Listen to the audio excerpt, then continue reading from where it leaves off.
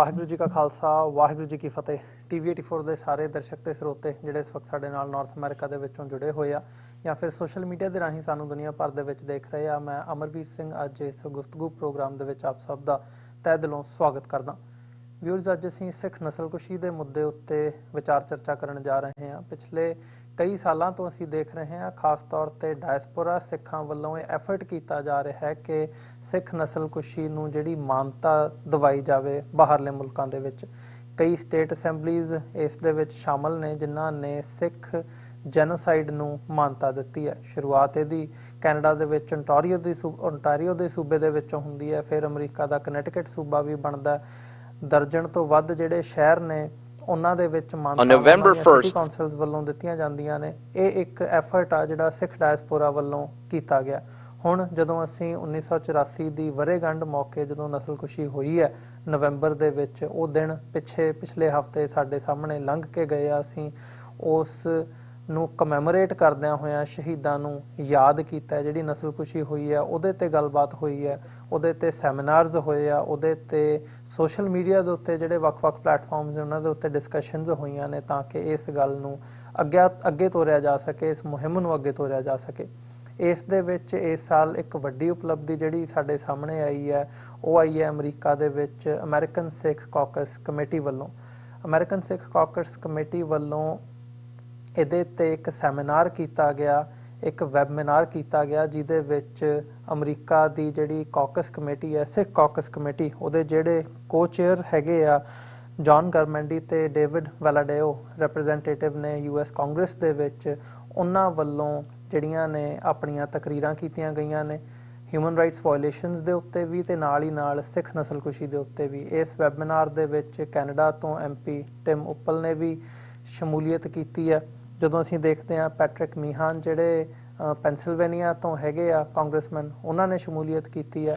ਸਿੱਖ activist ਦੇ ਤੌਰ ਦੇ ਉੱਤੇ ਵਰਲਡ ਸਿੱਖ ਨਿਊਜ਼ ਦੇ ਐਡੀਟਰ ਸਰਦਾਰ ਜਗਮੋਹਨ ਸਿੰਘ ਨੇ ਤੇ ਯੂਨਾਈਟਿਡ ਸਿੱਖਸ ਤੋਂ ਤੇਜਕਰਨ ਕੌਰ ਨੇ ਇਸ ਵੈਬਿਨਾਰ ਦੇ ਵਿੱਚ ਜਿਹੜਾ ਆਪਣਾ ਪੱਖ ਸੀ ਉਹ ਰੱਖਿਆ।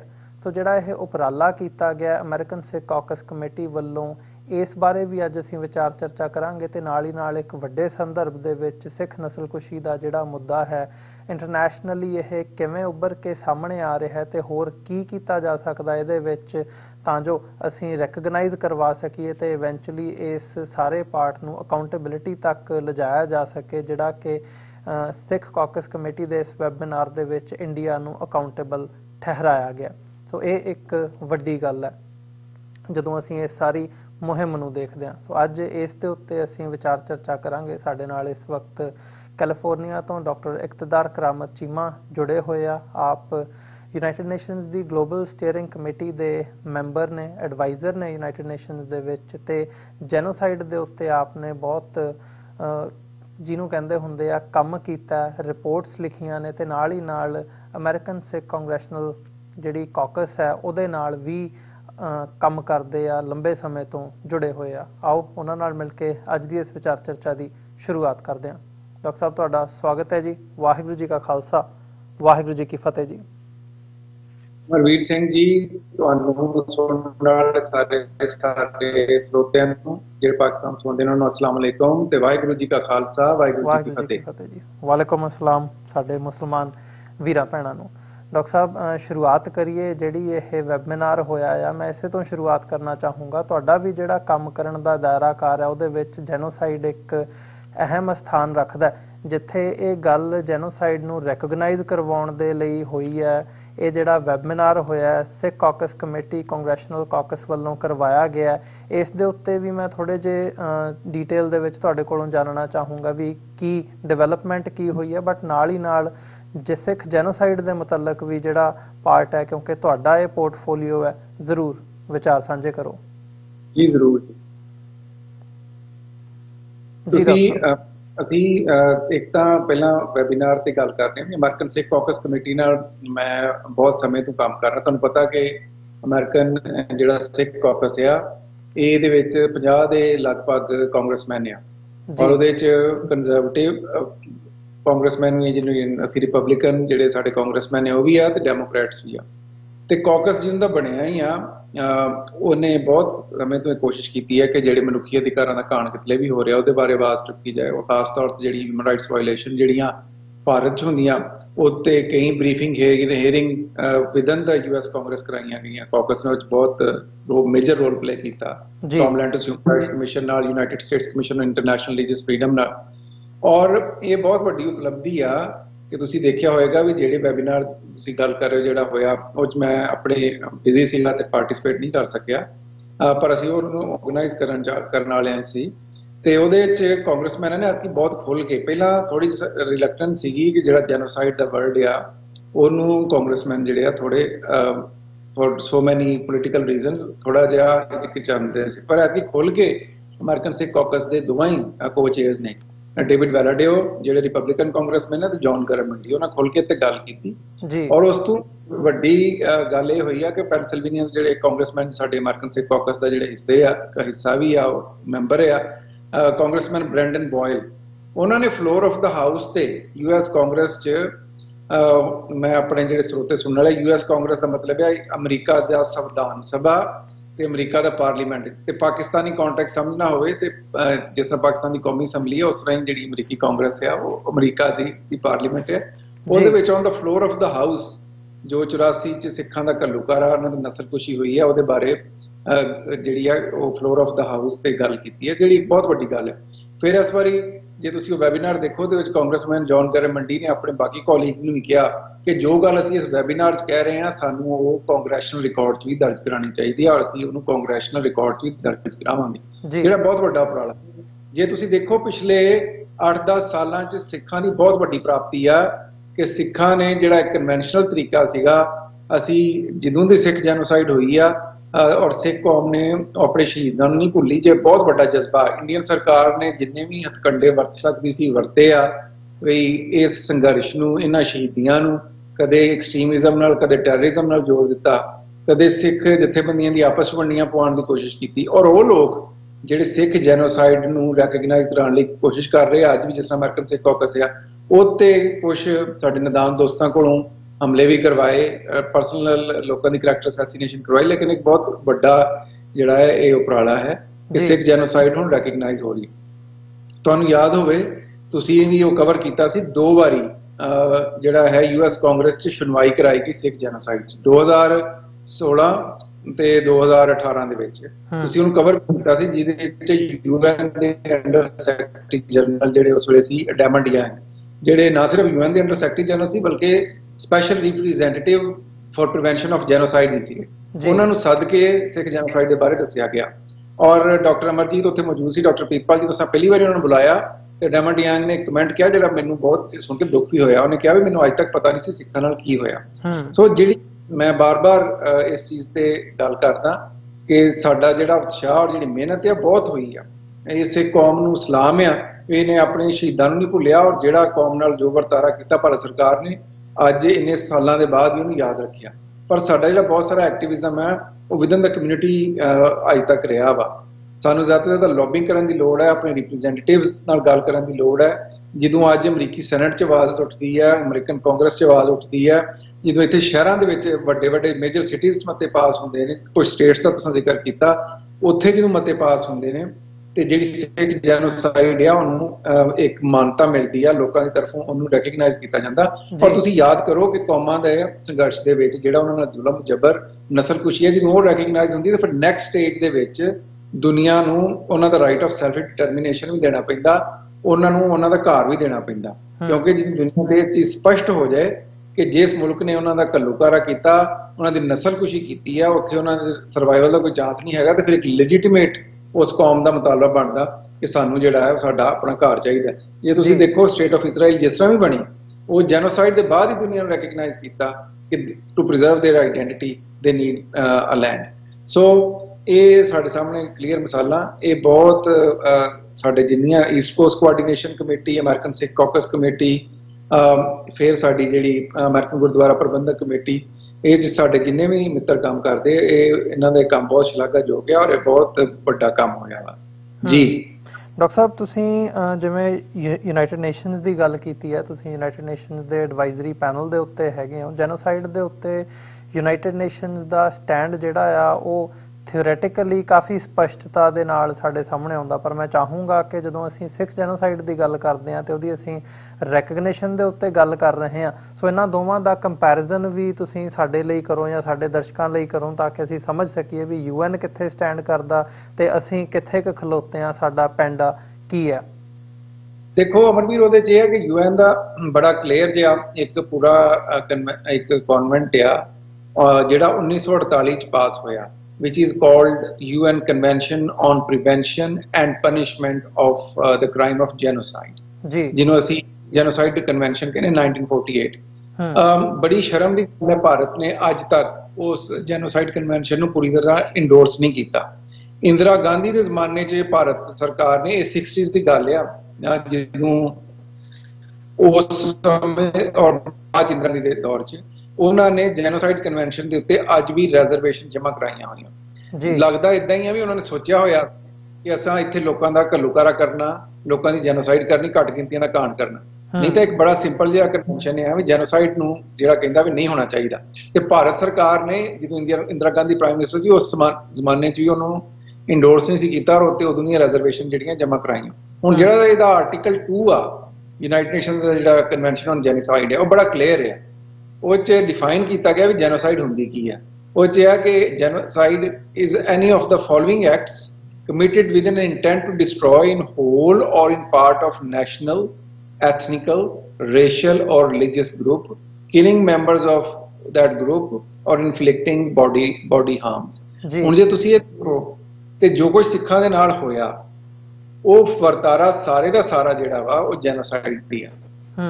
ਬੰਦਿਆਂ ਨੂੰ ਮਾਰਿਆ, ਸਿੱਖ ਜਿਹੜੇ ਘਰ ਤਬਾਹ ਕੀਤੇ ਗਏ, ਕਾਰੋਬਾਰ ਤਬਾਹ ਕੀਤੇ ਗਏ ਔਰ ਇਹ ਜਿਹੜੀ ਇਹਨਾਂ ਦੀ ਨੈਸ਼ਨਲ, ਐਥਨਿਕਲ ਔਰ ਰੇਸ਼ਲ ਆਈਡੈਂਟੀਟੀ ਸੀ ਉਹਨੂੰ ਮੁਕਾਉਣ ਦੀ ਕੋਸ਼ਿਸ਼ ਕੀਤੀ ਗਈ।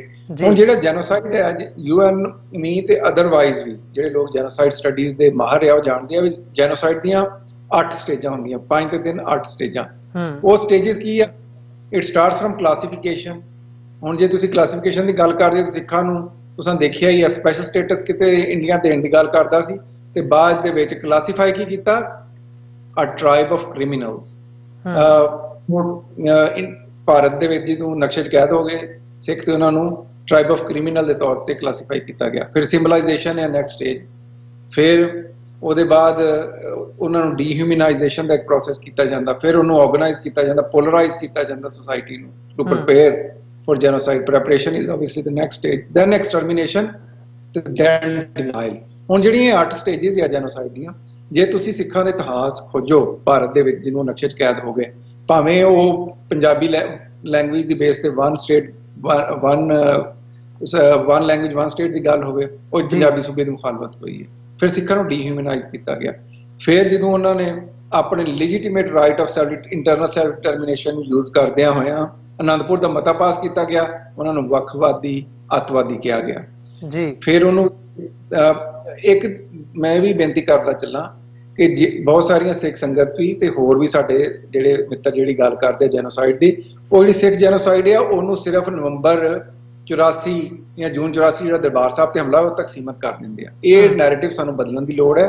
ਸਿੱਖ ਜੈਨੋਸਾਈਡ 84 ਚ ਸ਼ੁਰੂ ਜ਼ਰੂਰ ਹੋਈ ਪਰ ਉਹ 84 ਚ ਮੁੱਕੀ ਨਹੀਂ, ਉਹ ਪੂਰੀ ਇੱਕ ਦਹਾਕੇ ਦੀ 10 ਸਾਲਾਂ ਦੀ 12 ਸਾਲਾਂ ਦੀ ਜੈਨੋਸਾਈਡ ਆ ਜਿਹੜੀ 84 ਸ਼ੁਰੂ ਹੁੰਦੀ ਹੈ ਤੇ 96 ਤੱਕ ਜਿੰਨੀ ਦੇਰ ਪੰਜਾਬ ਦੇ ਵਿੱਚ ਸਾਰੀ ਪੰਜਾਬ ਦੀ ਸਿੱਖਾਂ ਦੀ ਨੌਜਵਾਨੀ ਦਾ ਘਾਣ ਨਹੀਂ ਹੋ ਜਾਂਦਾ ਉਨੀ ਦੇਰ ਰੁਕਦੀ ਨਹੀਂ ਹੈਗੀ। ਔਰ ਹੁਣ ਵੀ ਚੱਲ ਰਹੀ ਹੈ। ਜੋ ਹੁਣ ਕਿਸਾਨੀ ਦਾ ਅੰਦੋਲਨ ਚੱਲ ਰਿਹਾ ਉਹ ਵੀ ਇੱਕ ਤਰ੍ਹਾਂ ਦੀ ਇਕਨੋਮਿਕ ਐਟਰੋਸਿਟੀ ਕ੍ਰਾਈਮ ਹੈ। ਲੋਕਾਂ ਨੂੰ ਪੰਜਾਬ ਦੀ ਡੈਮੋਗ੍ਰਾਫੀ ਪਹਿਲਾਂ ਵੀ ਚੇਂਜ ਕੀਤੀ ਗਈ ਔਰ ਹੁਣ ਵੀ ਉਹਨੂੰ ਚੇਂਜ ਕਰਨ ਦੀ ਕੋਸ਼ਿਸ਼ ਕੀਤੀ ਜਾਂਦੀ ਹੈ। ਦੂਸਰਾ ਜਿਹੜੀ ਚੀਜ਼ ਉਹਦੇ 'ਚ ਅਹਿਮ ਆ ਸਿੱਖ ਜੈਨੋਸਾਈਡ ਦੇ ਹਵਾਲੇ ਨਾਲ, ਉਹ ਇਹ ਆ ਕਿ ਅਸੀਂ ਜਿਹੜਾ ਇਹ ਕਹਿੰਦੇ ਆ ਵੀ ਇੰਦਰਾ ਗਾਂਧੀ ਨੂੰ ਮਾਰਿਆ ਤੇ ਇਸ ਵਾਸਤੇ ਇਹ ਜੈਨੋਸਾਈਡ ਹੋਈ। ਫਿਰ ਤਾਂ ਜੈਨੋਸਾਈਡ ਨਾ ਹੋਈ, ਫਿਰ ਤਾਂ ਇੱਕ ਰਿਐਕਸ਼ਨ ਹੋਇਆ ਨਾ। ਇਹ ਨੈਰੇਟਿਵ ਚੇਂਜ ਕਰੋ।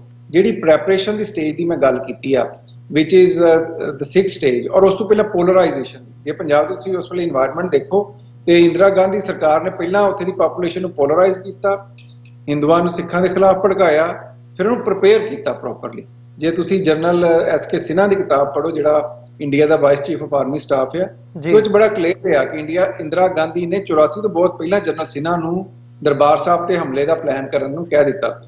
ਸੋ ਇੰਦਰਾ ਗਾਂਧੀ ਨਾ ਵੀ ਮਾਰਦੀ ਤੇ ਨਵੰਬਰ ਦੇ ਵਿੱਚ ਸਿੱਖਾਂ ਦਾ ਇਹ ਘੱਲੂਘਾਰਾ ਹੋਣਾ ਸੀ। ਉਹ ਤਾਂ ਜਿਹੜੇ 2 ਸਿੰਘ ਸੀਗੇ ਉਹਨਾਂ ਨੂੰ ਸਾਡਾ ਬਹੁਤ ਸਲਾਮ ਆ ਜਿਨ੍ਹਾਂ ਨੂੰ ਜ਼ਰੂਰਤ ਕਰਦੇ ਆ ਇੰਦਰਾ ਗਾਂਧੀ ਨੂੰ ਮਾਰਿਆ, ਪਰ ਜੇ ਇਹ ਕੰਮ ਨਾ ਵੀ ਹੁੰਦਾ ਤੇ ਸਿੱਖ ਜੈਨੋਸਾਈਡ ਹੋਣੀ ਸੀ। ਤੁਸੀਂ ਦੇਖੋ ਜਿਸ ਪੈਟਰਨ ਨਾਲ ਹੋਈ, ਸਿੱਖਾਂ ਦੇ ਘਰਾਂ ਦੀਆਂ ਲਿਸਟਾਂ 2-3 ਦਿਨਾਂ 'ਚ ਤਿਆਰ ਤਾਂ ਨਹੀਂ ਹੋ ਸਕਦੀਆਂ, ਨਾ ਹੀ ਉਹਨਾਂ ਦੇ ਕਾਰੋਬਾਰ ਦੀਆਂ ਲਿਸਟਾਂ, ਨਾ ਜਿਸ ਤਰ੍ਹਾਂ ਕੈਰੋਸਿਨ ਵੰਡਿਆ ਗਿਆ, ਨਾ ਜਿਸ ਤਰ੍ਹਾਂ ਪਬਲਿਕ ਟਰਾਂਸਪੋਰਟ ਨੂੰ ਯੂਜ਼ ਕਰਕੇ ਸਿੱਖਾਂ ਦਾ ਘੱਲੂਘਾਰਾ ਕੀਤਾ ਗਿਆ। ਸੋ ਇਹ ਵੈਲ ਪਲਾਨਡ ਸੀ। ਇੰਦਰਾ ਗਾਂਧੀ ਦਾ ਮਰਨਾ ਇੱਕ ਵਾਕਿਆ ਵਿੱਚ ਐਡ ਹੋ ਗਿਆ। ਨਾ ਵੀ ਹੁੰਦਾ ਸਿੱਖ ਜੈਨੋਸਾਈਡ ਹਰ ਸੂਰਤ 'ਚ ਉਹਨਾਂ ਨੇ, ਇੰਦਰਾ ਗਾਂਧੀ ਔਰ ਕਾਂਗਰਸ ਨੇ ਔਰ ਜਿੰਨੇ ਵੀ ਉੱਥੇ ਹਿੰਦੂਤਵੀ ਲੋਕ ਨੇ ਉਹਨਾਂ ਨੇ ਪਲਾਨ ਕੀਤੀ ਹੋਈ ਸੀ, ਮੈਜੋਰਟੀ ਨੇ। ਸੋ ਇਹ ਸਾਨੂੰ ਚੇਂਜ ਕਰਨ ਦੀ ਜ਼ਰੂਰਤ ਹੈ। ਹੁਣ ਇਹਦਾ ਨੈਕਸਟ ਸਟੇਜ ਕੀ ਆ? ਹੁਣ ਮੈਨੂੰ ਲੋਕ ਅਕਸਰ ਇਹ ਸਵਾਲ ਪੁੱਛਦੇ ਆ ਕਿ UN ਦੇ ਵਿੱਚ ਇਹਨੂੰ ਰੈਕਗਨਾਈਜ਼ ਉਸ ਲੈਵਲ ਤੇ ਕਿਉਂ ਨਹੀਂ ਹੁਣ ਤੱਕ ਹੋ ਸਕੀ ਜਾਂ ਕਿਸ ਤਰ੍ਹਾਂ ਕਰਾਇਆ ਜਾਏ। ਹੁਣ ਅਨਫੋਰਚੂਨੇਟਲੀ ਇੱਕ ਜਿਹੜਾ UN ਦਾ ਸਟਰਕਚਰ ਆ, ਉਹ ਮੈਂ ਕਈ ਵਾਰੀ ਪਹਿਲਾਂ ਵੀ ਤੁਹਾਡੇ ਸ਼ੋਅ 'ਚ ਕਿਹਾ ਵੀ UN does not represent people. ਜੀ ਜਿਹੜੀ ਸੰਯੁਕਤ ਰਾਸ਼ਟਰ ਆ ਜਾਂ ਇੱਕ ਯੂਨਾਈਟਿਡ ਨੇਸ਼ਨਸ ਆ, ਇਹ ਲੋਕਾਂ ਦੀ ਅਗਵਾਈ ਕਰਨ ਵਾਲੀ ਸੰਸਥਾ ਨਹੀਂ ਹੈਗੀ। UN represent its member states, ਤੇ ਸਿੱਖਾਂ ਦਾ ਇਹ ਆ ਵੀ ਸਿੱਖਾਂ ਦੀ ਕੋਈ ਮੈਂਬਰ ਸਟੇਟ UN 'ਚ ਹੈ ਨਹੀਂ। Sikhs are a nation without state. ਅੱਜ ਦੀ ਤਾਰੀਖ 'ਚ ਵੀ ਸਿੱਖਾਂ ਦੀ ਆਪਣੀ ਕੋਈ ਸਟੇਟ ਨਹੀਂ ਹੈਗੀ। ਸੋ UN 'ਚ ਉਹਨਾਂ ਦੀ ਆਵਾਜ਼ ਚੁੱਕਣ ਵਾਲਾ ਕੌਣ ਹੈ? ਚਲੋ ਮੇਰੇ ਵਰਗੇ ਬੰਦੇ ਨਿਮਾਣੇ ਆਪਣੀ ਕੋਸ਼ਿਸ਼ ਕਰੀ ਦੀ ਆ ਵੀ ਸਿੱਖ ਕੌਮ ਦੀ ਕੋਈ ਨਾ ਕੋਈ ਰਿਪਰੈਜ਼ੈਂਟੇਸ਼ਨ ਉੱਥੇ ਜਿਸ ਫੋਰਮ ਤੇ ਵੀ ਹੋ ਸਕੇ ਕੀਤੀ ਜਾਏ। ਹੁਣ ਸਾਡੇ ਕੋਲ ਰਾਹ ਕੀ ਆ ਸਿੱਖ ਜੈਨੋਸਾਈਡ ਨੂੰ ਕਿਸ ਤਰ੍ਹਾਂ? ਇਹੀ ਰਾਹ ਆ ਕਿ ਜਿਹੜੇ ਦੇਸ਼ਾਂ 'ਚ ਸਿੱਖ ਵਸਦੇ ਆ, ਕੈਨੇਡਾ 'ਚ ਵਸਦੇ ਆ, ਅਮਰੀਕਾ 'ਚ ਵਸਦੇ ਆ, ਇੱਥੇ ਦੇ ਹਾਊਸਿਸ ਦੇ ਵਿੱਚ ਆਵਾਜ਼ ਚੁੱਕੀ ਜਾਏ। US ਕਾਂਗਰਸ 'ਚ ਗੱਲ ਕੀਤੀ ਜਾਏ, US ਸੈਨੇਟ 'ਚ ਕੀਤੀ ਜਾਏ, ਕੈਨੇਡੀਅਨ ਪਾਰਲੀਮੈਂਟ 'ਚ ਕੀਤੀ ਜਾਏ, ਔਰ ਇਹਨਾਂ ਦੇਸ਼ਾਂ ਨੂੰ ਕਿਹਾ ਜਾਏ, ਕਿਉਂਕਿ ਇਹ UN ਦੇ ਮੈਂਬਰ ਆ ਜੀ, ਇਹ ਮਤੇ ਕੇ ਆਉਣ UN ਦੇ ਵਿੱਚ। ਕਿਉਂਕਿ ਜਿਹੜਾ ਕਿਸੇ ਵੀ ਕੌਮ ਦੀ ਜੈਨੋਸਾਈਡ ਰੈਕਗਨਾਈਜ਼ ਕਰਨ ਦੇ ਮਤੇ ਆ, ਉਹ ਜਨਰਲ ਅਸੈਂਬਲੀ 'ਚ ਹੁੰਦੇ ਆ ਜਾਂ ਉਹਨੂੰ ਜਿਹੜੀ UN ਸਿਕਿਉਰਿਟੀ ਕਾਉਂਸਲ ਆ ਉਹਨੂੰ ਉਹ ਮਾਨਤਾ ਦਿੰਦੀ ਆ, ਉਹਨੂੰ ਪਾਸ ਕਰਦੀ ਆ। ਹੁਣ ਦੇਖੋ ਜਿਸ ਵੇਲੇ ISIS ਨੇ ਈਸਾਈਆਂ ਤੇ ਯਜ਼ੀਦੀਆਂ ਦੀ ਜੈਨੋਸਾਈਡ ਕੀਤੀ ਆ ਇਰਾਕ 'ਚ, ਤੇ ਜਿਹੜੀਆਂ ਇੱਥੇ ਦੀਆਂ ਕ੍ਰਿਸਚੀਅਨ ਸੰਸਥਾਵਾਂ ਸੀ ਉਹਨਾਂ ਨੇ US ਪਾਰਲੀਮੈਂਟ ਦੇ ਨਾਲ ਲੌਬਿੰਗ ਕਰਕੇ ਉਹਨੂੰ ਰੈਕਗਨਾਈਜ਼ ਕਰਾਇਆ, ਔਰ ਅਲਟੀਮੇਟਲੀ ਉਹ ਫਿਰ UN ਨੇ ਵੀ ਰੈਕਗਨਾਈਜ਼ ਕੀਤਾ ਔਰ ਉੱਥੇ ਇੰਟਰਫੇਅਰ ਵੀ ਕੀਤਾ। ਸੋ ਜਦੋਂ ਅਸੀਂ ਇਹ ਲੌਬਿੰਗ ਐਫਰਟਸ ਇੱਥੇ ਕਰਾਂਗੇ ਅਮਰੀਕਾ ਕੈਨੇਡਾ 'ਚ, ਤੇ ਇਹਨਾਂ ਦੇਸ਼ਾਂ ਨੂੰ ਫਿਰ ਅਸੀਂ ਕਵਾਂਗੇ ਵੀ ਤੁਸੀਂ ਸਾਡੇ ਵੀ ਰਿਪਰੈਜ਼ੈਂਟੇਟਿਵ ਹੋ, ਸਾਡੀ ਕਮਿਊਨਿਟੀ ਦਾ ਕਾਣ ਹੋਇਆ, ਤੁਸੀਂ ਇਹ ਮੁੱਦਾ ਜਿਹੜਾ ਔਨ ਆਰ ਬਿਹਾਫ, ਕਿਉਂਕਿ ਸਾਡੀ ਆਪਣੀ ਕੋਈ ਰਿਪਰੈਜ਼ੈਂਟੇਸ਼ਨ ਹੈ ਨਹੀਂ UN 'ਚ, ਤੁਸੀਂ ਲੈ ਕੇ। So that's the way forward. ਜੀ ਅਮਰਵੀਰ। ਡਾਕਟਰ ਸਾਹਿਬ, ਇਹਦੇ ਉੱਤੇ ਜਦੋਂ ਅਸੀਂ ਇੰਡੀਆ ਦਾ ਸਟੈਂਡ ਦੇਖਦੇ ਹਾਂ, ਉਹ ਹਮੇਸ਼ਾ ਕਹਿ ਲਓ ਕਿ ਡਿਨਾਇਲ ਦੇ ਵਿੱਚ ਹੁੰਦਾ, ਜਿਹੜਾ ਕਿ ਜਦੋਂ ਉਸ ਪੱਖ ਤੋਂ ਅਸੀਂ ਦੇਖਦੇ ਹਾਂ ਤੇ ਅਕਾਊਂਟੇਬਿਲਿਟੀ ਤੱਕ ਜਿਹੜਾ ਸਾਡਾ ਸਟੈਪ ਹੈ, ਜਿਹੜਾ ਫਾਈਨਲ ਸਟੈਪ ਹੈ, ਅਸੀਂ ਉੱਥੇ ਤੱਕ ਲਿਜਾਣ ਦੀ ਜਿਹੜੀ ਕੌਮ ਦੀ ਚਾਹਨਾ ਹੈਗੀ ਹੈ ਇਸ ਸਾਰੀ ਮੁਹਿੰਮ ਨੂੰ, ਵੀ ਪਹਿਲਾਂ ਰੈਕਗਨੀਸ਼ਨ ਮਿਲੇ ਤੇ ਫਿਰ ਜਿਹੜੀ ਹੈ ਅਕਾਊਂਟੇਬਿਲਿਟੀ ਕਰਵਾਈ ਜਾਏ। ਜਦੋਂ ਅਸੀਂ ਵਰਲਡ ਲੈਵਲ ਦੇ ਉੱਤੇ ਦੇਖਦੇ ਹਾਂ, ਜੈਨੋਸਾਈਡ ਦੀ ਜਿਹੜੀ ਗੱਲ ਹੈ ਉਹ ਕੱਲੀ ਸਿੱਖਾਂ ਦੇ ਉੱਤੇ ਨਹੀਂ ਹੋਈ ਹੈਗੀ। ਜੈਨੋਸਾਈਡ ਅਸੀਂ ਸਾਊਥ ਏਸ਼ੀਆ ਦੇ ਖਿੱਤੇ ਦੇ ਵਿੱਚ ਵੀ, ਯੂਰਪ ਦੇ ਖਿੱਤੇ ਦੇ ਵਿੱਚ ਵੀ, ਪਿਛਲਾ ਜੇ ਜ਼ਿਆਦਾ ਲੰਬਾ ਨਹੀਂ, ਜਦੋਂ ਤੋਂ ਯੂਨਾਈਟਿਡ ਨੇਸ਼ਨਜ਼ ਹੋਂਦ ਦੇ ਵਿੱਚ ਆਇਆ, ਜੇ ਉਦੋਂ ਤੋਂ ਲੈ ਕੇ ਹੁਣ ਤੱਕ ਦਾ ਟਾਈਮ ਪੀਰੀਅਡ ਦੇਖਣਾ ਹੋਵੇ ਤੇ ਕਈ ਤਰ੍ਹਾਂ ਦੀਆਂ ਜਿਹੜੇ ਕੇਸਿਸ ਨੇ ਉਹ ਸਾਡੇ ਸਾਹਮਣੇ ਆਉਂਦੇ ਨੇ, ਜਿਹੜੇ ਯੂਨਾਈਟਿਡ ਨੇਸ਼ਨਜ਼ ਦੇ ਫੋਰਮ ਤੱਕ ਰੇਜ਼ ਕੀਤੇ ਗਏ ਆ। ਸੋ ਉਹਨਾਂ ਦੇ ਨਾਲ ਜਦੋਂ ਤੁਸੀਂ ਕੰਪੈਰੀਜ਼ਨ ਕਰਕੇ ਦੇਖਦੇ ਹੋ ਸਿੱਖਾਂ ਦੀ ਇਸ ਮੁਹਿੰਮ ਦਾ, ਸਿੱਖ ਜੈਨੋਸਾਈਡ ਨੂੰ ਰੈਕਗਨਾਈਜ਼ ਕਰਵਾਉਣ ਦਾ, ਤੇ ਕੀ ਸਮਝ ਦੇ ਵਿੱਚ ਆਉਂਦਾ? ਦੇਖੋ, ਉਹਦੇ 'ਚ ਜਿਹੜੀ ਮੇਨ ਸਮੱਸਿਆ ਉਹ ਇਹ ਆ ਕਿ ਜਿਹੜੀ ਜਿਸ ਤਰ੍ਹਾਂ ਹੁਣ ਯਹੂਦੀਆਂ ਦੀ ਜੈਨੋਸਾਈਡ ਹੋਈ, ਉਸ ਵੇਲੇ ਕਿਉਂਕਿ ਸੰਯੁਕਤ ਰਾਸ਼ਟਰ ਜਾਂ UN ਬਣ ਰਿਹਾ ਸੀ, ਉਹਨਾਂ ਨੂੰ ਫੌਰਨ ਰੈਕਗਨਾਈਜ਼ ਕਰ ਲਿਆ ਗਿਆ ਕਿਉਂਕਿ ਉਹਨਾਂ ਦੀ ਕਮਿਊਨਿਟੀ ਸਟਰੋਂਗ ਸੀ, ਉਹਨਾਂ ਦੀ ਲੌਬਿੰਗ ਬਹੁਤ ਤਗੜੀ ਸੀ in the West. So it got recognise. ਫਿਰ ਜਿਹੜੀ ਮੁਸਲਮਾਨਾਂ ਦੀ ਬੋਸਨੀਆ ਦੇ ਵਿੱਚ ਜੈਨੋਸਾਈਡ ਹੋਈ, ਉਸ ਜੈਨੋਸਾਈਡ ਦਾ UN ਡਾਇਰੈਕਟ ਜ਼ਿੰਮੇਦਾਰ ਸੀ ਕਿਉਂਕਿ ਉੱਥੇ UN ਪੀਸ ਕੀਪਿੰਗ ਮਿਸ਼ਨ ਦੇ ਹੁੰਦਿਆਂ ਹੋਇਆਂ ਬੋਸਨੀਆ ਦੇ ਮੁਸਲਮਾਨ ਦੀ ਜੈਨੋਸਾਈਡ ਹੋਈ। ਸੋ ਇੱਕ ਗਿਲਟ ਫੈਕਟਰ ਸੀ ਉਹਦੇ 'ਚ ਵੀ। ਤੁਹਾਨੂੰ ਪਤਾ ਪ੍ਰੈਜ਼ੀਡੈਂਟ ਕਲਿੰਟਨ ਔਰ ਅਮਰੀਕਨ ਸਰਕਾਰ ਨੇ ਬਹੁਤ ਰੋਲ ਪਲੇ ਕੀਤਾ to get that Muslim genocide recognized, ਜਿਹੜੀ ਬੋਸਨੀਅਨ ਮੁਸਲਮਾਨਾਂ ਦੀ ਹੋਈ। ਹੁਣ ਸਿੱਖ ਜੈਨੋਸਾਈਡ ਦਾ ਸਭ ਤੋਂ ਵੱਡਾ ਅਮਰਵੀਰ ਸਾਨੂੰ ਵਿਚ ਇਜ਼ ਅ ਰਿਐਲਿਟੀ ਵੀ ਭਾਰਤ ਸਰਕਾਰ ਨੇ ਸਿੱਖਾਂ ਦੀ ਨਸਲਕੁਸ਼ੀ ਵੀ ਕੀਤੀ ਹੈ, ਤੇ ਨਾਲ ਹੀ ਨਾਲ ਸਭ ਤੋਂ ਵੱਡਾ ਜਿਹੜਾ ਜ਼ੁਲਮ ਹੋਇਆ ਸਿੱਖਾਂ ਨਾਲ ਇਹ ਆ ਕਿ ਜਿਹੜੇ ਸਿੱਖਾਂ ਦੀ ਨੌਜਵਾਨੀ ਦਾ ਘਾਣ ਕੀਤਾ ਗਿਆ, ਜਿਹੜੇ ਸਿੱਖਾਂ ਦੀ ਰੈਫਰੈਂਸ ਲਾਇਬ੍ਰੇਰੀ ਸਾੜੀ ਗਈ, ਜਿਨ੍ਹਾਂ ਸਿੱਖਾਂ ਦੇ ਦਰਬਾਰ ਸਾਹਿਬ ਨੂੰ ਢਾਹ ਢੇਰੀ ਕੀਤਾ ਗਿਆ, ਜਿਨ੍ਹਾਂ ਸਿੱਖਾਂ ਮਾਵਾਂ ਭੈਣਾਂ ਦੀ ਇੱਜ਼ਤ ਲੁੱਟੀ ਗਈ, ਉਸੇ ਸਿੱਖ ਕਮਿਊਨਿਟੀ ਨੂੰ ਐਕਸਟ੍ਰੀਮਿਜ਼ਮ ਦੇ ਨਾਲ ਜੋੜ ਕੇ, ਉਹਨਾਂ ਨੂੰ ਟੈਰਰਿਜ਼ਮ ਨਾਲ ਜੋੜ ਕੇ ਦੁਨੀਆ 'ਚ ਭੰਡਿਆ ਗਿਆ। ਔਰ ਦੁਨੀਆ ਦੇ ਵਿੱਚ ਜਦੋਂ ਅੱਜ ਤੁਸੀਂ ਸਿੱਖ ਜੈਨੋਸਾਈਡ ਦੀ ਗੱਲ ਕਰਦੇ ਆ ਜਾਂ 84 ਦੀ ਗੱਲ ਕਰਦੇ ਆ, ਤੇ ਭਾਰਤ ਸਰਕਾਰ ਨੇ ਇੰਨਾ ਕੁ ਝੂਠਾ ਪ੍ਰੋਪੇਗੈਂਡਾ ਕੀਤਾ ਹੋਇਆ ਪੂਰੀ ਦੁਨੀਆ 'ਚ ਕਿ ਸਿੱਖੀ ਦੇ ਉਸ ਪੀਰੀਅਡ ਨੂੰ ਜਦੋਂ ਯਾਦ ਕੀਤਾ ਜਾਂਦਾ ਤੇ ਉਹਨੂੰ ਐਕਸਟ੍ਰੀਮਿਜ਼ਮ ਔਰ ਟੈਰਰਿਜ਼ਮ ਨਾਲ ਲੋਕ ਜੋੜ ਦਿੰਦੇ ਆ, ਵਿਚ ਇਜ਼ ਫੈਕਟ। ਉਹ 'ਚ ਸਾਨੂੰ ਸਭ ਤੋਂ ਪਹਿਲਾਂ ਉਹਦਾ ਕਾਊਂਟਰ ਨੈਰੇਟਿਵ ਲਿਆਉਣ ਦੀ ਲੋੜ ਹੈ ਕਿ ਇਹ ਲੋਕ ਨਾ ਟੈਰਰਿਸਟ ਸੀ, ਨਾ ਵੱਖਵਾਦੀ ਸੀ, ਨਾ ਅੱਤਵਾਦੀ ਸੀ। ਇਹ ਲੋਕ ਤਾਂ ਸਟੇਟ ਰਿਪਰੈਸ਼ਨ, ਸਟੇਟ ਟੈਰਰਿਜ਼ਮ ਦਾ ਨਿਸ਼ਾਨਾ ਬਣੇ। ਸਟੇਟ ਨੇ ਇਹਨਾਂ ਲੋਕਾਂ ਨੂੰ ਮਾਰਿਆ। ਉਹ ਹੁਣ ਨਾ ਸਾਨੂੰ ਉਹ ਗੱਲ ਸਪਸ਼ਟ ਕਰਨ ਦੀ ਲੋੜ ਹੈ। ਪਰ ਦੂਸਰੀ ਜਿਹੜੀ ਚੀਜ਼ ਹੈ ਸਾਨੂੰ, ਕਿ ਜਿਹੜੇ ਅਸੀਂ ਸਾਡੇ ਜਜ਼ਬਾ ਵੀ ਆ, ਉਤਸ਼ਾਹ ਵੀ ਆ, ਪਰ ਜਿਹੜੇ ਇੰਟਰਨੈਸ਼ਨਲ ਫੋਰਮਸ ਆ ਉੱਥੇ ਸੈਂਟੀਮੈਂਟ ਨਹੀਂ ਚੱਲਦੇ, ਉੱਥੇ ਭਾਸ਼ਣ ਨਹੀਂ ਚੱਲਦੇ, ਉੱਥੇ ਨਾਅਰੇ ਨਹੀਂ ਚੱਲਦੇ। ਉੱਥੇ ਤੁਹਾਨੂੰ ਬਹੁਤ ਕੰਟੈਕਸਚੁਅਲਾਈਜ਼ ਕਰਕੇ ਇੰਟਰਨੈਸ਼ਨਲ ਕਨਵੈਂਟਸ ਨੂੰ ਸਾਹਮਣੇ ਰੱਖ ਕੇ ਬਹੁਤ ਬਰੀਫ ਔਰ ਪ੍ਰੀਸਾਈਜ਼ ਆਪਣਾ ਕੇਸ ਜਿਹੜਾ ਪ੍ਰੈਜ਼ੈਂਟ ਕਰਨਾ ਪੈਂਦਾ। ਹੁਣ ਦੇਖੋ, ਜਿਸ ਤਰ੍ਹਾਂ UN ਜਨਰਲ ਅਸੈਂਬਲੀ ਤਾਂ ਕੋਈ ਸਿੱਖ ਮੈਂਬਰ ਸਟੇਟ ਹੈ ਨਹੀਂ ਜਿਹੜੀ ਲਿਆਏਗੀ। ਇਸੇ ਤਰ੍ਹਾਂ UN ਸਿਕਿਉਰਿਟੀ ਕਾਉਂਸਲ 'ਚ ਵੀ ਕੋਈ ਸਿੱਖਾਂ ਦੀ ਹੈ ਨਹੀਂ ਪਹੁੰਚ, ਅਨਲੈਸ ਵੀ ਅਮਰੀਕਾ 'ਚ ਜਾਂ ਕੈਨੇਡਾ 'ਚ ਇਹਨਾਂ ਨੂੰ ਕਹਿ ਕੇ ਜਿਹੜਾ ਇੱਕ ਗੱਲ ਨੂੰ ਅੱਗੇ ਚਲਾਇਆ ਜਾਏ। ਪਰ ਜਿਹੜੀ United nations human rights council ਆ, ਉਹਦੇ ਵਿੱਚ ਜਿਹੜੀ ਸਿਵਲ ਸੁਸਾਇਟੀ ਆ, ਕੁਝ ਸਿੱਖ ਥਰਡ ਸੈਕਟਰ ਆਰਗੇਨਾਈਜੇਸ਼ਨ ਆ, ਉਹਨਾਂ ਨੂੰ ਜ਼ਿਆਦਾ ਕੰਮ ਕਰਨ ਦੀ ਲੋੜ ਹੈ ਕਿ UNHRC ਦੇ ਸੈਸ਼ਨ ਹੁੰਦੇ ਆ, ਜਿਹੜੇ ਸਪੈਸ਼ਲ ਪ੍ਰੋਸੀਜਰਸ ਆ ਉਹਨੂੰ ਵਰਤ ਕੇ ਫਿਰ UNHRC ਦੀ ਜਿਹੜੀ ਪ੍ਰੋਸੀਡਿੰਗਸ ਆ ਉਹਦੇ ਵਿੱਚ ਸਿੱਖ ਜੈਨੋਸਾਈਡ ਦੇ ਉੱਤੇ ਸਾਈਡ ਇਵੈਂਟਸ ਕੀਤੇ ਜਾਣ, ਉੱਥੇ ਕਾਨਫਰੰਸਿਸ ਕੀਤੀਆਂ ਜਾਣ।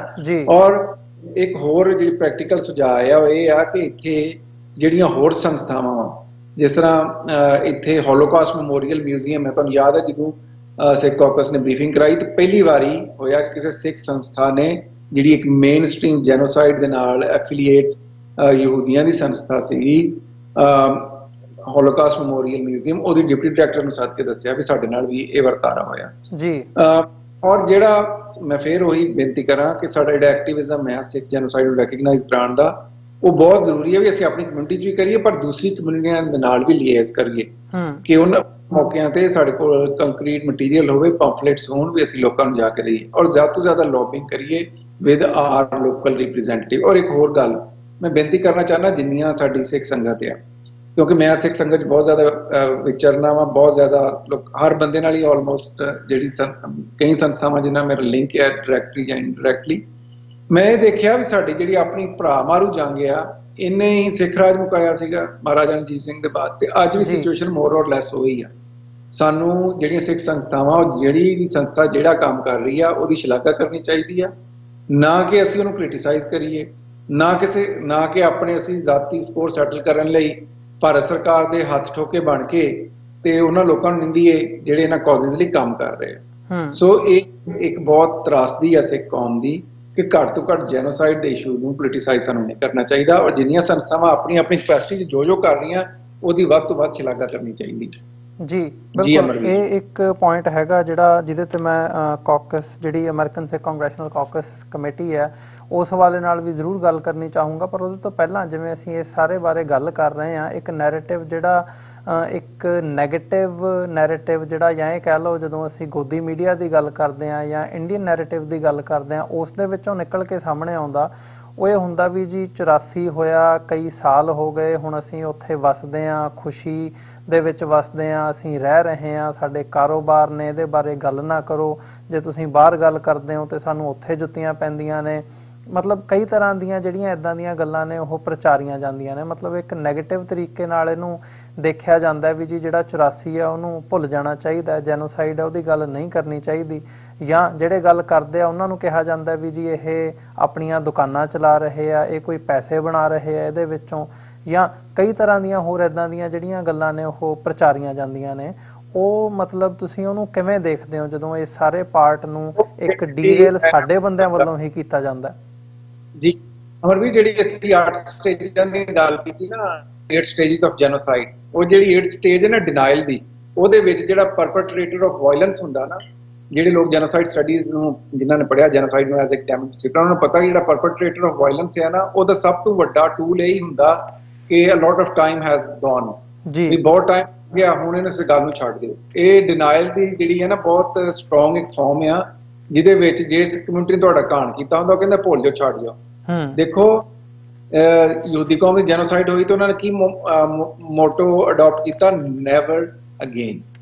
ਅੱਜ ਵੀ ਜਦੋਂ ਉਹਨਾਂ ਦਾ ਆਪਣਾ ਦੇਸ਼ ਵੀ ਆ, ਉਹ ਚੰਗਾ ਖਾਂਦੇ ਵੀ ਆ, ਸਾਰਾ ਕੁਛ ਆ, ਹਰ ਸਾਲ ਉਹ ਆਪਣੀ ਜਿਹੜੀ ਅੱਜ ਤੋਂ ਕੋਈ ਉਹਨਾਂ ਦੀ 80-85 ਸਾਲ ਪਹਿਲਾਂ ਜੈਨੋਸਾਈਡ ਹੋਈ, ਅੱਜ ਵੀ ਉਹਨੂੰ ਨਹੀਂ ਭੁੱਲੇ, ਉਹ ਤੇ ਗੱਲ ਕਰਦੇ। ਆਰਮੀਨੀਅਨ ਜੈਨੋਸਾਈਡ ਨੂੰ 1 ਸਦੀ ਹੋ ਗਈ ਆ, 100 years। 100 ਸਾਲ ਆਰਮੀਨੀਅਨ ਕ੍ਰਿਸਚੀਅਨ ਸੀਗੇ, ਟਰਕਿਸ਼ ਐਮਪਾਇਰ ਉਹਨਾਂ ਦਾ ਇਸ਼ੂ ਸੀਗਾ, ਉਹਨਾਂ ਦੇ ਖਿਲਾਫ ਐਟਰੋਸਿਟੀ ਕ੍ਰਾਈਮ ਹੋਏ।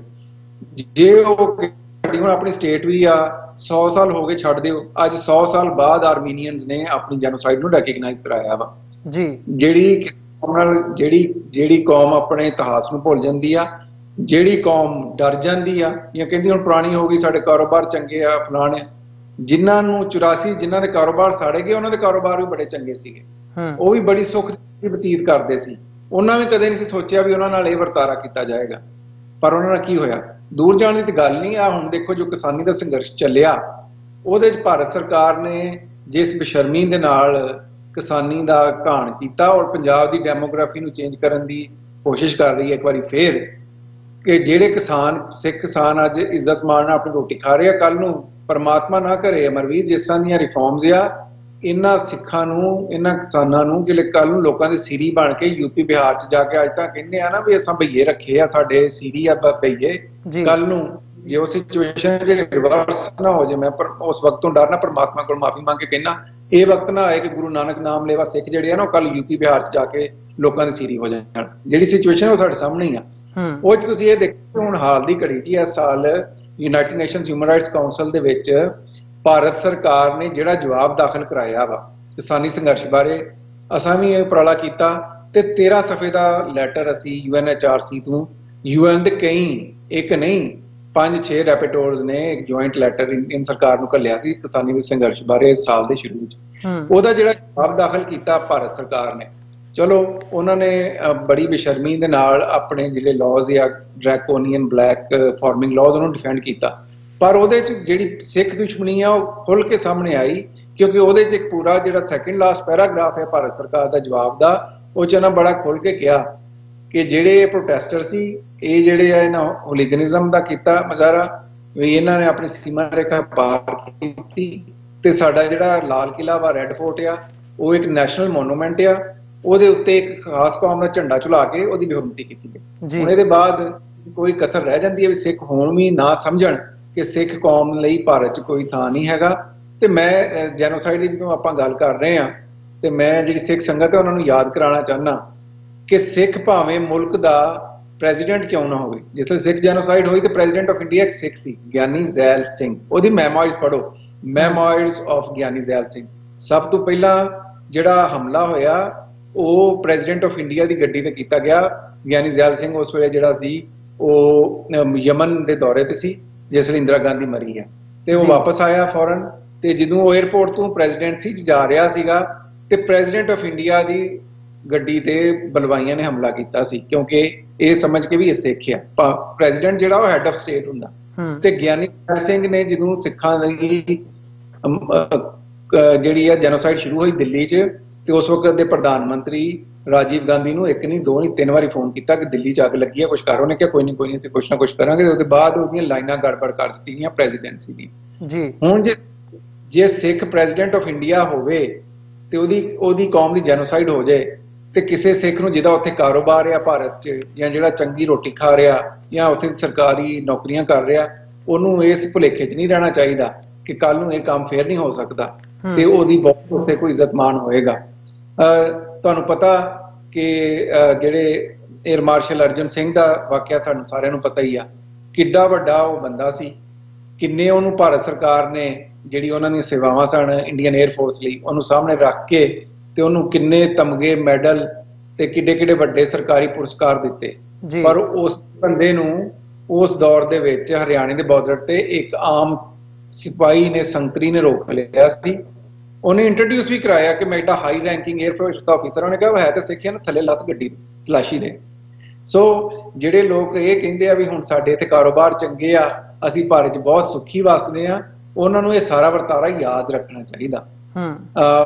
ਪੰਜਾਬ ਦੀ ਹਾਲਤ ਜਿਹੜੀ ਆ ਜੋ ਹੋ ਗਈ ਆ ਔਰ ਇਹਨਾਂ ਰਿਫਾਰਮਸ ਦੇ ਬਾਅਦ ਜੋ ਕੁਝ ਹੋਣ ਜਾ ਰਹੀ ਆ, ਜੇ ਹੁਣ ਵੀ ਸਿੱਖ ਕੌਮ ਨੇ ਹੋਸ਼ ਨਹੀਂ ਕਰਨੀ ਔਰ ਹਿੰਦੂਤਵਾ ਜਿਹੜੀ ਆ ਉਹ ਜਿਸ ਤਰੀਕੇ ਨਾਲ RSS ਇਨਫਿਲਟਰੇਟ ਕਰ ਰਹੀ ਆ, ਉਹਨਾਂ ਦਾ ਹੈ ਕਿ ਸਿੱਖਾਂ ਨੂੰ ਸਿਰਫ ਨਾਂ 'ਚ ਸਿੱਖ ਰਹਿ ਜਾਣ ਤੇ ਇਹ ਜਿਹੜੇ ਆ ਨਾ ਇਹ ਬਿਲਕੁਲ ਧਾਰਮਿਕ ਤੌਰ ਤੇ ਵੀ ਸਿੱਖ ਇੰਸਟੀਟਿਊਸ਼ਨ ਤੇ ਹਮਲਾ ਕੀਤਾ ਜਾ ਰਿਹਾ, ਜੈਨੋਸਾਈਡ ਤੇ ਹੈ ਹੀ ਹੈ। ਡਾਇਸਪੋਰਾ ਦੀ ਕੋਸ਼ਿਸ਼ ਕੀਤੀ ਜਾਂਦੀ ਹੈ ਜਾਂ ਤੇ ਭਾਰਤ ਪੱਖੀ ਹੋ ਜਾਣ ਨਹੀਂ ਤੇ ਉਹਨਾਂ ਨੂੰ ਤੁਸੀਂ ਕਦੇ ਐਕਸਟ੍ਰੀਮਿਜ਼ਮ ਨਾਲ ਜੋੜਦੇ ਹੋ, ਟੈਰਰਿਜ਼ਮ ਨਾਲ ਜੋੜਦੇ ਹੋ।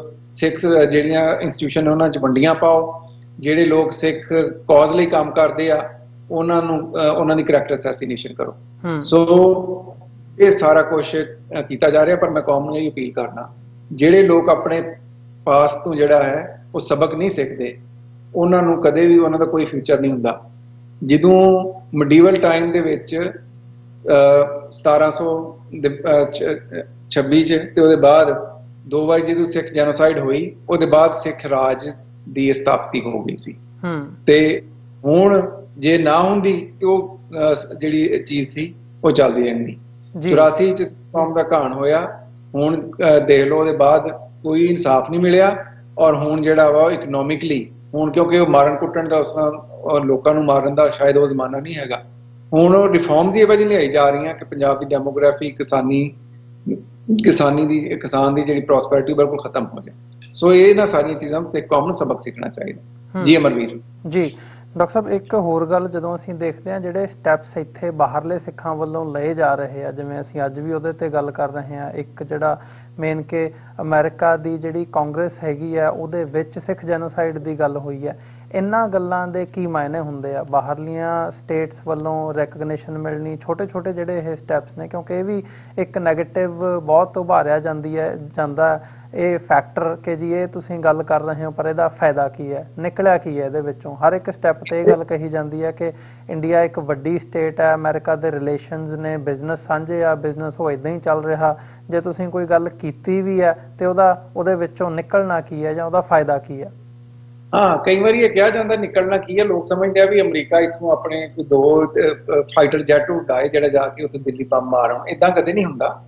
ਜਿਹੜੀ ਇੰਟਰਨੈਸ਼ਨਲ ਡਿਪਲੋਮੇਸੀ ਆ ਉਹਦੇ ਆਪਣੇ ਨੋਰਮਸ ਆ, ਔਰ ਇਹਦਾ ਬਹੁਤ ਫਰਕ ਪੈਂਦਾ। ਅਮਰਵੀਰ, ਤੁਹਾਨੂੰ ਯਾਦ ਹੋਵੇ ਜਦੋਂ ਨਰਿੰਦਰ ਮੋਦੀ ਪਹਿਲੀ ਵਾਰੀ ਅਮਰੀਕਾ ਦੀ ਫੇਰੀ ਤੇ ਆਇਆ ਸੀ, ਤੇ ਉਸ ਦਿਨ ਜਿਸ ਦਿਨ ਉਹਨੇ ਅਮਰੀਕਨ ਕਾਂਗਰਸ 'ਚ ਉਹਨੇ ਸੰਬੋਧਨ ਕਰਨਾ ਸੀ, ਉਸ ਦਿਨ ਹੀ ਟੌਮ ਲੈਂਟਸ ਹਿਊਮਨ ਰਾਈਟਸ ਕਮਿਸ਼ਨ 'ਚ ਹੀਅਰਿੰਗ ਹੋ ਰਹੀ ਸੀ ਭਾਰਤ ਦੇ ਵਿੱਚ ਘੱਟ ਗਿਣਤੀਆਂ ਦੇ ਘਾਣ ਤੇ ਉਸ ਵੇਲੇ 28 ਕਾਂਗਰਸਮੈਨਾਂ ਨੇ, ਜਿਸ 'ਚ ਜ਼ਿਆਦਾਤਰ ਕਾਂਗਰਸਮੈਨ ਜਿਹੜੇ ਸੀ ਉਹ ਅਮਰੀਕਨ ਸਿੱਖ ਕਾਕਸ ਦੇ ਸੀ, ਉਹਨਾਂ ਨੇ ਇੱਕ ਲੈਟਰ ਸਾਈਨ ਕਰਕੇ ਪੌਲ ਰਾਇਨ ਜਿਹੜੇ ਉਸ ਵੇਲੇ ਸਪੀਕਰ ਆਫ ਦਾ ਹਾਊਸ ਸੀ ਉਹਨਾਂ ਨੂੰ ਦਿੱਤਾ ਸੀ। ਔਰ ਜਿਸ ਵੇਲੇ ਮੋਦੀ ਪੋਡੀਅਮ ਤੇ ਜਾਣ ਲੱਗਾ ਤੇ ਪਹਿਲਾਂ ਉਹ 28 ਕਾਂਗਰਸਮੈਨਾਂ ਦਾ ਸਾਈਨ ਕਰਦਾ ਲੈਟਰ ਉਹਨੂੰ ਦਿੱਤਾ ਗਿਆ ਕਿ ਤੁਹਾਡੇ ਦੇਸ਼ ਦੇ ਵਿੱਚ ਘੱਟ ਗਿਣਤੀਆਂ ਦੇ ਘਾਣ ਹੋ ਰਹੇ। ਉਦੋਂ ਪਹਿਲੀ ਵਾਰੀ ਹੋਇਆ ਕਿ ਮੋਦੀ ਜਦ ਭਾਰਤ ਵਾਪਸ ਗਿਆ ਤੇ ਉਹਨੇ ਸਭ ਤੋਂ ਪਹਿਲਾਂ ਜਾ ਕੇ ਸਟੇਟਮੈਂਟ ਦਿੱਤੀ ਕਿ ਮੈਂ ਜਿਹੜੀ RSS ਆ ਔਰ ਹਿੰਦੂਤਵਾਦੀ ਫੋਰਸਿਸ ਆ ਉਹਨਾਂ ਨੂੰ ਚੁਣੌਤੀ ਦੇਣਾ ਵੀ ਭਾਰਤ ਦਾ ਤੁਹਾਡੀ ਵਜ੍ਹਾ ਤੋਂ ਨਾਮ ਬਦਨਾਮ ਹੋ ਰਿਹਾ।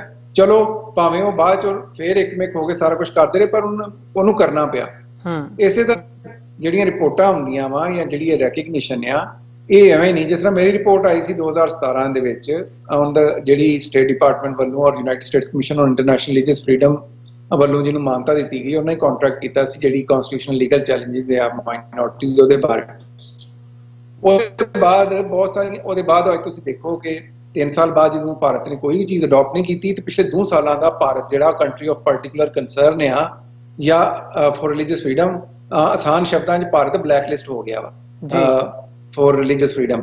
ਇਹਦਾ ਹੁੰਦਾ ਕੀ ਹੈ, ਜਦੋਂ ਇਸ ਤਰ੍ਹਾਂ ਦੀਆਂ ਚੀਜ਼ਾਂ ਹੁੰਦੀਆਂ ਤੇ ਜਿਹੜੇ ਲੋਕਾਂ ਨੇ ਤੁਹਾਡਾ ਵਪਾਰਕ ਸੰਬੰਧ ਵੀ ਬਣਾਉਣੇ ਆ, ਜਿਨ੍ਹਾਂ ਨੇ ਤੁਹਾਨੂੰ ਵੱਡੇ ਵੱਡੇ ਕੰਟਰੈਕਟ ਸਾਈਨ ਕਰਨੇ ਆ, ਉਹ as a part of their quality assurance process, risk assessment ਦੇ ਪ੍ਰੋਸੈਸ ਦੇ ਵਿੱਚ ਰਿਲੀਜੀਅਸ ਫਰੀडम ਔਰ ਹਿਊਮਨ ਰਾਈਟਸ ਨੂੰ ਪਾ ਦਿੰਦੀਆਂ।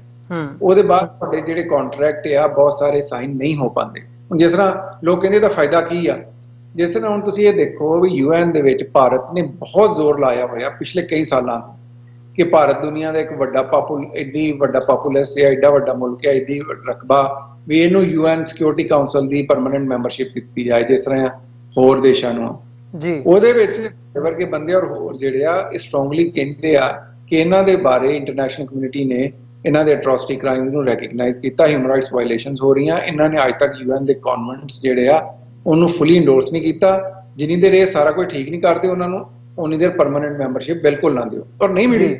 ਸੋ ਇਹ ਕਹਿਣਾ ਕਿ ਇਹਦਾ ਫਾਇਦਾ ਕੁਝ ਨਹੀਂ ਹੁੰਦਾ, ਉਹ ਸ਼ਾਇਦ ਉਹ ਲੋਕ ਜਿਹੜੇ ਚੀਜ਼ਾਂ ਨੂੰ ਇਨ ਡੈਪਥ ਨਹੀਂ ਸਮਝਦੇ ਕਿ ਇੰਟਰਨੈਸ਼ਨਲ ਸਟਰਕਚਰ ਕਿਸ ਤਰ੍ਹਾਂ ਚੱਲਦਾ ਔਰ ਇਹ ਚੀਜ਼ਾਂ ਜਿਹੜੀਆਂ it take years to establish.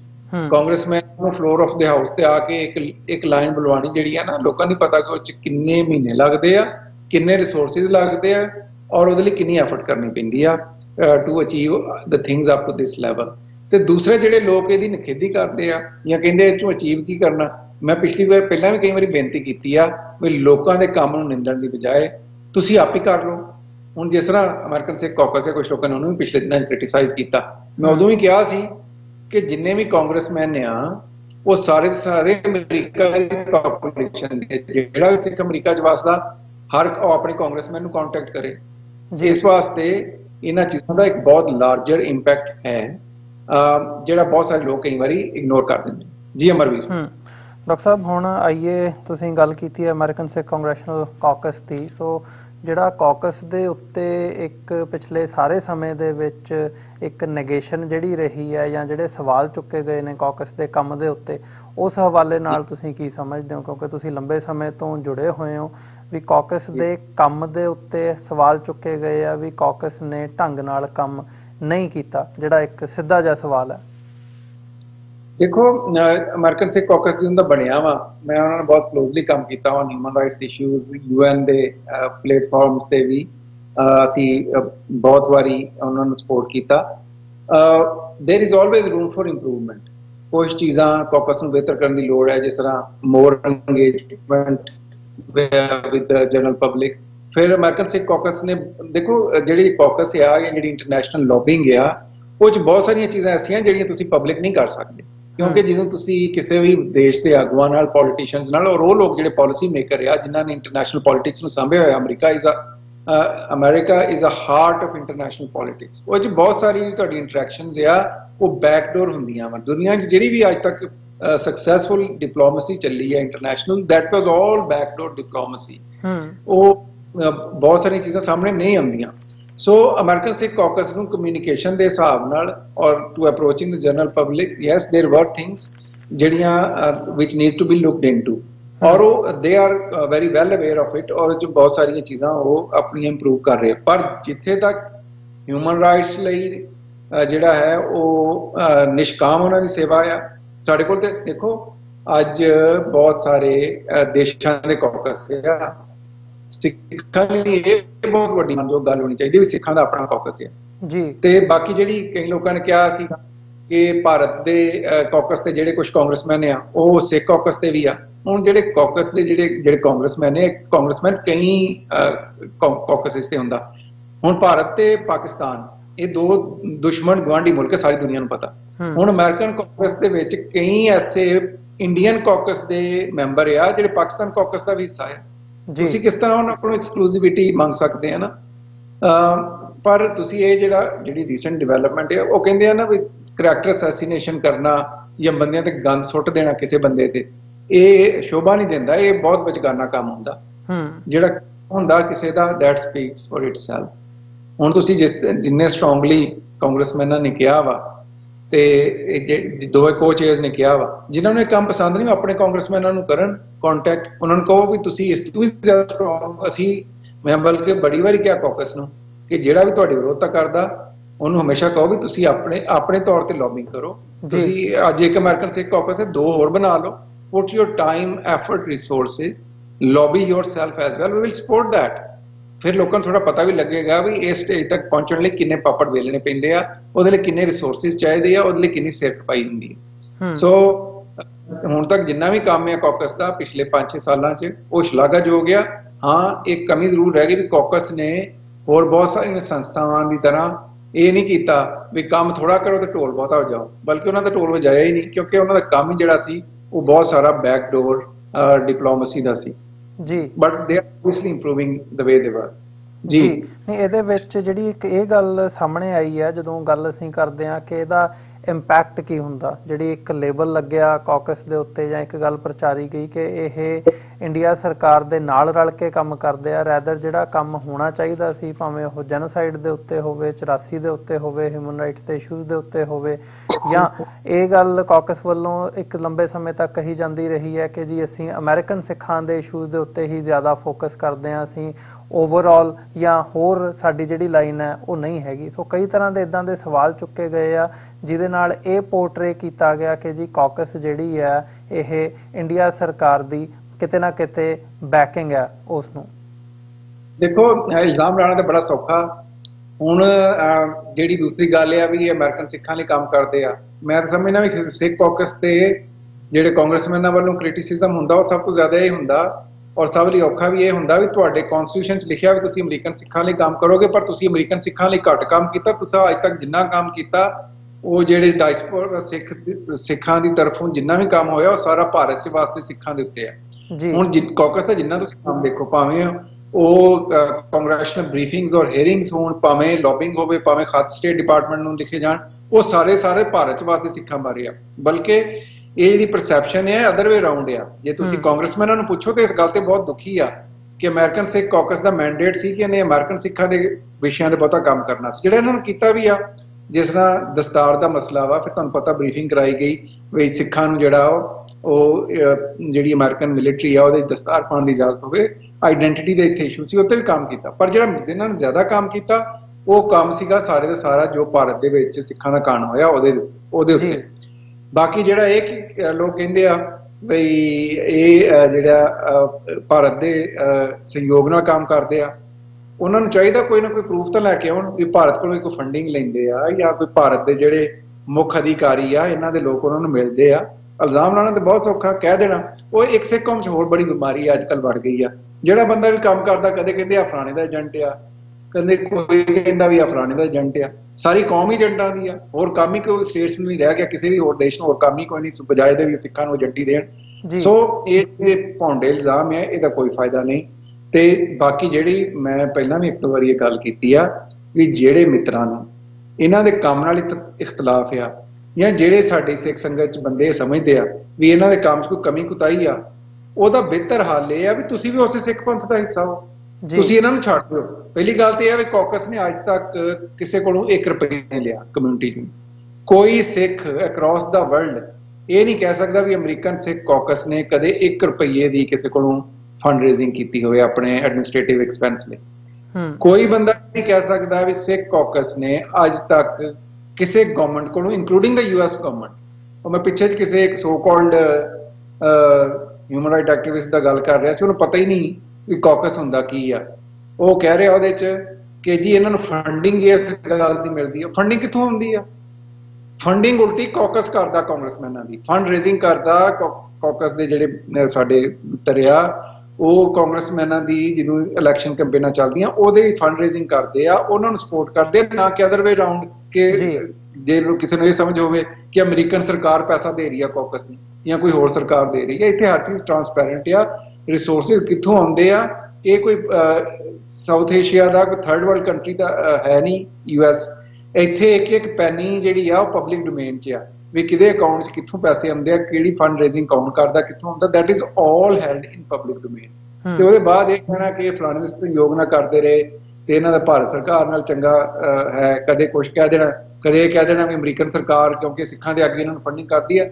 Till today as far as I know American Sikh caucus ਨੇ ਨਾ ਤਾਂ ਕਿਸੇ ਇੰਡੀਵਿਜੂਅਲ ਕੋਲੋਂ ਇੱਕ ਪੈਨੀ ਲਈ ਆ, ਨਾਟ ਅ ਸਿੰਗਲ ਪੈਨਸ, ਨਾ ਕਦੇ ਕਿਸੇ ਸਰਕਾਰ ਕੋਲੋਂ ਇੱਕ ਤੇ ਲਿਆ ਜੀ। ਸੋ ਇਲਜ਼ਾਮ ਲਾਣੇ ਸੌਖੇ। ਜਿਨ੍ਹਾਂ ਲੋਕਾਂ ਨੂੰ ਇਹਨਾਂ ਨਾਲ ਇਖਤਲਾਫ ਹੈ, ਠੀਕ ਹੈ, ਅਮਰੀਕਨ ਸਿੱਖ ਕੌਕਸ ਦੇ ਆਪਣੇ ਇਸ਼ੂ ਹੈਗੇ ਆ ਜਿਹ 'ਚ ਇਹਨਾਂ ਨੂੰ ਇੰਪਰੂਵ ਕਰਨ ਦੀ ਲੋੜ ਹੈ, ਉਹ ਉੱਤੇ ਉਹ ਕੰਮ ਕਰ ਰਹੇ। ਪਰ ਜਿਨ੍ਹਾਂ ਮਿੱਤਰਾਂ ਨੂੰ ਇਹਨਾਂ ਨਾਲ ਬਹੁਤਾ ਇਖਤਲਾਫ ਹੈ ਉਹਨਾਂ ਨੂੰ ਫਿਰ ਮੇਰੀ ਇਹੀ ਬੇਨਤੀ ਆ ਵੀ ਲੋਕਾਂ ਦੇ ਉੱਤੇ ਗੰਦ ਸੁੱਟਣ ਦੀ ਬਜਾਏ ਤੁਸੀਂ ਆਪਣਾ ਕੰਮ ਕਰ ਲਓ। ਤੁਸੀਂ ਪੈਰਲਲੀ ਕੋਈ ਕਰੋ। ਕੋਈ ਇਹ ਤਾਂ ਨਹੀਂ ਵੀ ਇਹਨਾਂ ਨੇ ਕੋਈ ਐਕਸਕਲੂਸਿਵ ਰਾਈਟ ਲੈ ਲਿਆ ਕਿ ਇਹਨਾਂ ਨੇ 50 ਜਿਹੜੇ ਇਹਨਾਂ ਦੇ ਕਾਂਗਰਸਮੈਨ ਨੇ ਉਹਨਾਂ ਇਹਨਾਂ ਨਾਲ ਹੀ ਕੰਮ ਕਰਨਾ। ਤੁਸੀਂ ਵੀ ਉਸੇ ਗੁਰੂ ਦੇ ਸਿੱਖ ਹੋ, ਤੁਸੀਂ ਵੀ ਬਾਹਰ ਨਿਕਲੋ, ਤੁਸੀਂ ਵੀ ਕਾਂਗਰਸਮੈਨਾਂ ਦੇ ਬੂਹੇ ਖੜਕਾਓ, ਉਹਨਾਂ ਦੀ ਫੰਡ ਰੇਜ਼ਿੰਗਾਂ ਕਰੋ। ਜਿਹੜੇ ਇਸ਼ੂ ਤੁਹਾਨੂੰ ਬਹੁਤ ਜ਼ਿਆਦਾ ਚੰਗੇ ਲੱਗਦੇ ਆ ਤੁਸੀਂ ਉਹਨਾਂ ਨੂੰ ਲੈ ਕੇ ਆਓ ਅੱਗੇ। Do your effort. ਇਲਜ਼ਾਮ ਲਾਉਣਾ ਤਾਂ ਸੌਖਾ, ਕੰਮ ਕਰਨਾ ਬਹੁਤ ਔਖਾ ਜੀ। ਬਿਲਕੁਲ ਡਾਕਟਰ ਸਾਹਿਬ, ਜਾਂਦੇ ਜਾਂਦੇ ਇਸ ਸਾਰੇ ਪਾਰਟ ਨੂੰ ਮੁੱਖ ਰੱਖਦਿਆਂ ਹੋਇਆਂ ਅਸੀਂ ਨਵੰਬਰ ਦੇ ਵਿੱਚ ਜੈਨੋਸਾਈਡ ਦੇ ਉੱਤੇ ਗੱਲ ਕਰ ਰਹੇ ਹਾਂ। ਕੋਈ ਸੁਨੇਹਾ ਮੈਸੇਜ ਤੁਸੀਂ ਕੌਮ ਦੇ ਨਾਂ ਦੇਣਾ ਚਾਹੋ? ਜੀ ਕੌਮ ਨੂੰ ਮੇਰੀ ਇਹੀ ਬੇਨਤੀ ਆ, 2-3 ਹੀ ਬੇਨਤੀਆਂ ਮੈਂ ਹਮੇਸ਼ਾ ਕਰਨਾ। ਇੱਕ ਤਾਂ ਜਿਹੜੀ ਇਹ ਭਰਾ ਮਾਰੂ ਜੰਗ ਆ, ਆਪਸ 'ਚ ਜਿਹੜੀ ਡਿਵਾਈਡ ਆ, ਇਹਨੂੰ ਘੱਟ ਕਰੋ, ਇੱਕ ਦੂਸਰੇ ਨੂੰ ਨਾ ਨਿੰਦੋ, ਇੱਕ ਦੂਸਰੇ ਸਿੱਖ ਦੇਖੋ ਹਰ ਕੌਮ ਦੇ ਵਿੱਚ ਜਿਹੜੀਆਂ ਨਾ ਉਹ ਡਿਫਰੈਂਸ ਆਫ ਓਪੀਨੀਅਨ ਹੁੰਦਾ, ਪਰ ਡਿਫਰੈਂਸ ਆਫ ਓਪੀਨੀਅਨ ਨੂੰ ਦੁਸ਼ਮਣੀ 'ਚ ਬਦਲਣਾ ਇਹ ਕੋਈ ਸਿਆਣੀ ਗੱਲ ਨਹੀਂ। ਦੂਸਰੀ ਗੱਲ ਇਹ ਆ ਕਿ ਅਸੀਂ ਇੱਥੇ ਚੰਗਾ ਵਸਨੇ ਆ, ਚੰਗਾ ਖਾਂਦੇ ਆ, ਪਰ ਆਪਣੀ ਉਸ ਕੌਮ ਨੂੰ ਜਿਹਨੇ ਇਹ ਸਾਰਾ ਕੁਝ ਭੁਗਤਿਆ ਵਾ ਉਹਨੂੰ ਕਦੇ ਨਾ ਭੁੱਲੋ।